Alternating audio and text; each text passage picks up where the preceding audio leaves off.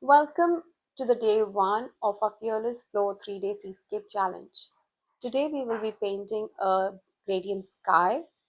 It's a three-step process simplified to achieve soft gradient sky. To begin with, I will start with mixing water and pigment into a good quantity of paint that I will be using for my sky. I suggest and I highly recommend you use a good amount of pigment in your palette so that you don't have to go back mixing in the middle of painting.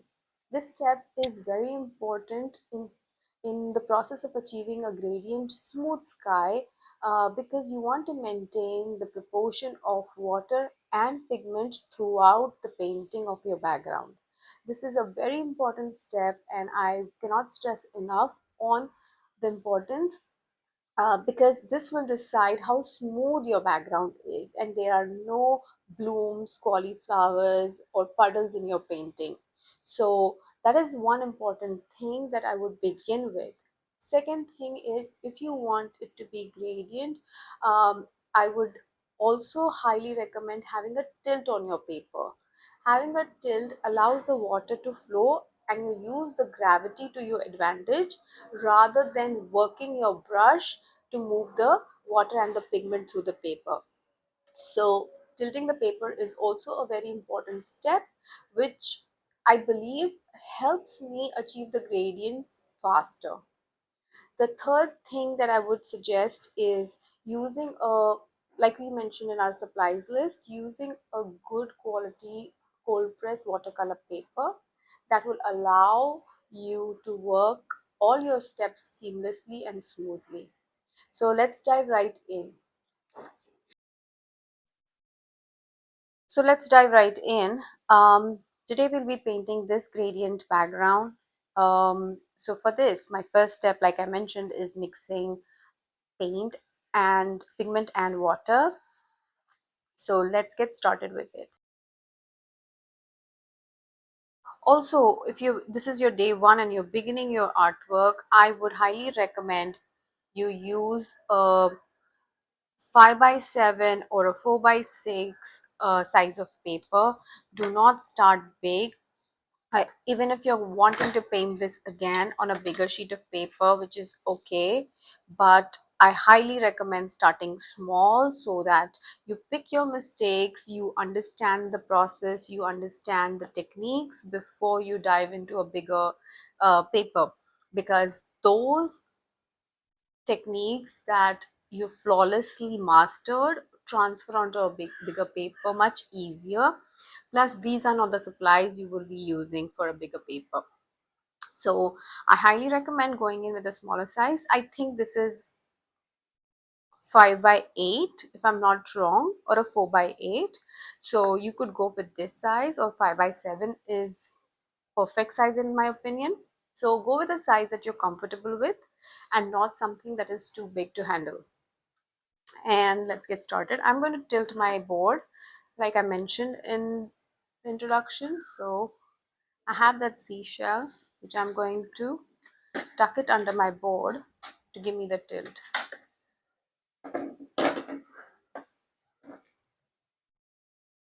And I'm going to start. I'm going wet on dry. I am not going wet on wet to give me better control over how my pigment flows.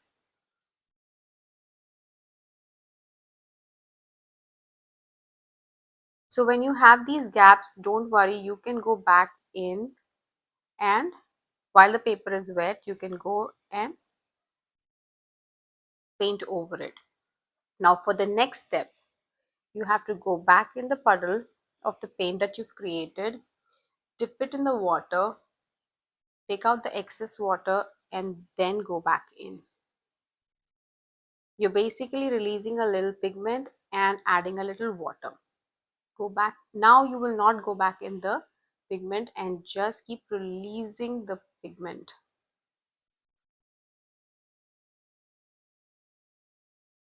Try to have this bead of water form on the bottom that basically allows the pigment to flow easily as we move downwards.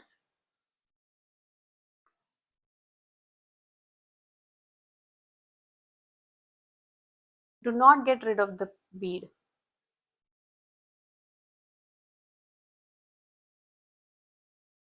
And please don't forget to dab the water back in, because you see this will drip on your paper. So you need to make sure that so you have even consistency of water on your brush, and then go back in.